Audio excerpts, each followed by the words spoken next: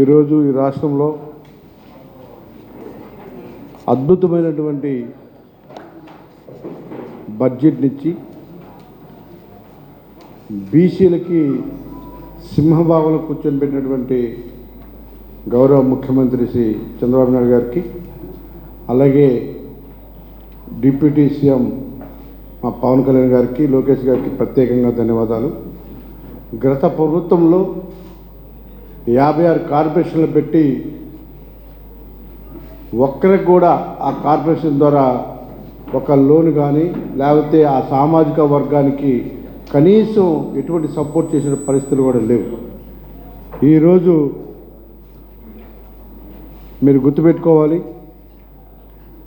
కూటమి ప్రభుత్వం వచ్చిన తర్వాత బీసీలకి పూర్వవివరణ తీసుకొచ్చి బడ్జెట్లో కేటాయింపులు దాని నిదర్శనం. బీసీలకి గతంలో ఏవైతే తెలుగుదేశం పార్టీ ఉన్నప్పుడు ఆదరణ ద్వారా చేతి వృత్తుల వారికి కొంత ఫైనాన్షియల్గా సపోర్ట్ చేసి వాళ్ళకి కావాల్సిన పనిముట్లు అందించడము, సెల్ఫ్ ఎంప్లాయ్మెంట్ స్కీమ్ ద్వారా వాళ్ళకి లోన్స్ ఇచ్చి వాళ్ళు సామాజికంగా ఆర్థికంగా ఎదగడానికి సహాయపడడం,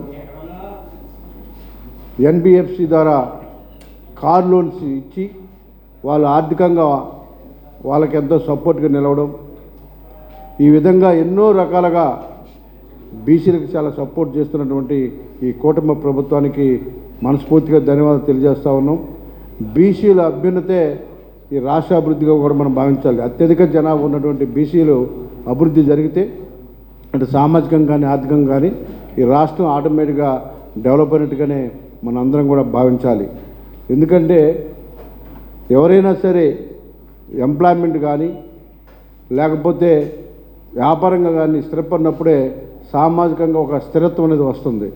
ఈరోజు లోకేష్ గారు 20 లక్షల ఉద్యోగాలు ఇస్తామని చెప్పడం జరిగింది. ముఖ్యంగా విశాఖపట్నం చూసుకుంటే ఒక సాఫ్ట్వేర్ కంపెనీస్ సుమారు 15 పెద్ద పెద్ద కంపెనీలు రాబోతూ ఉన్నాయి, వచ్చాయి కొన్ని, ఇంకా కొన్ని రాబోతూ ఉన్నాయి.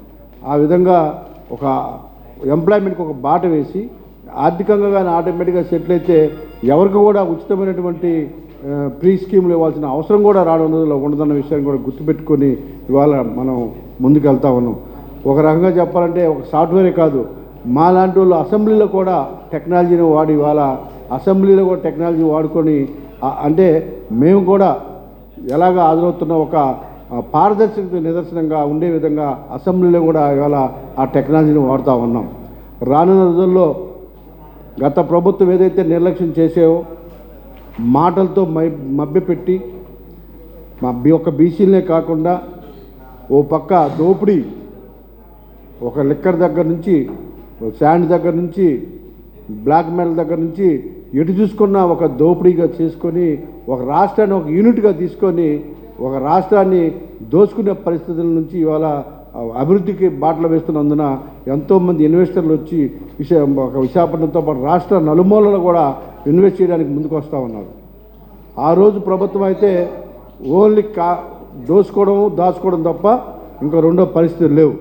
ఇవాళ అసెంబ్లీకి ఎందుకు రాలేదంటే శాండ్ దగ్గర నుంచి బ్లాక్ మెయిల్ దగ్గర నుంచి ఒక లాటరేట్ దగ్గర నుంచి అన్నీ కూడా దోచుకున్నారు, అన్నింటిలో దొరికారు. కాబట్టి ఇవాళ భయపడి నిలదీస్తారనే ఒక భయంతో ఇవాళ అసెంబ్లీకి రాకుండా ఇళ్లలో దాక్కున్న పరిస్థితి ఉంది.